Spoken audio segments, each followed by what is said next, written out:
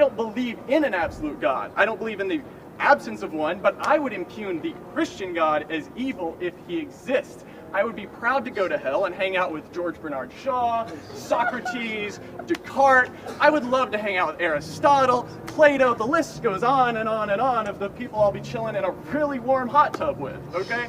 I reject the Christian God on the basis that he is a child murderer. All right. Well, in light of the fact that he sent his son, his only son, to bleed and die on a cross for you, don't you think you better go back and re-examine your assumption that he gives children smallpox? Assumption? Absolutely false. God has never given smallpox or cancer or HIV to any little child. You're right. In Exodus. All right, well then why did you say that God gave smallpox to children? God has never given smallpox, he's never given cancer, he's never given spina bifida to any child. Stop interrupting. Have the bit of respect for me if you claim to be a thinking person.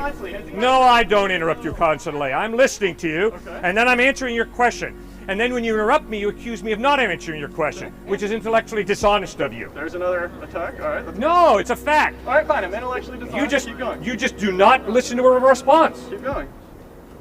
No, I'm finished now. Okay. Well, then your argument is that Jesus washes God's hand. And by the way, when I was going to say you're right, that was to make a joke that he skipped smallpox altogether in Exodus and just killed them. I don't like your sense of humor, so keep making your point. Okay? I know you don't, because it impugns God. Yeah, it's incredibly arrogant for you to attack God, all right? No, I think God it's a attacks joke. us all the time. He gave you the gift of life. He loves you so much he wants you to spend eternity with him in heaven. No, he threatens Why do you hate him so? Because he threatens me. No, he offers you eternal life. On the threat of eternal damnation No. fire. The only reason you will go to hell is if you don't want to live your life together with God. Wrong. Then if you don't want to live your life together with God, you'll spend eternity separate from him. But that's not God's decision, that is your decision. Just like if someone held a gun to my head and ordered me to do something and I refused to do it, you're saying that I chose to take the bullet to the head. It was my choice. Am I choosing? Would anyone here choose, like, be like, oh yeah, hell sounds great, I want to burn for eternity? No, that's a forced choice. That is what we call coercion. It's a coerced choice because it's not just carrot. You harp on carrot all day, but there's a giant flaming stick called hell. It is not a carrot. It is called growing up. Ah. Guess what? If you guys party, you will flunk. Not because they've threatened you, but because there are standards. And you fell short of the standards, you didn't study, you partied, you flunk.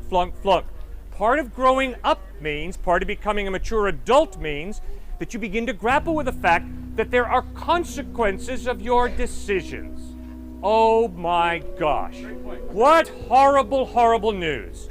You're free to decide to do whatever you want to do, but you're not free to escape the consequences of your decisions. So if you choose to spend your life separate from God, you will spend eternity separate from God. The Bible calls that hell.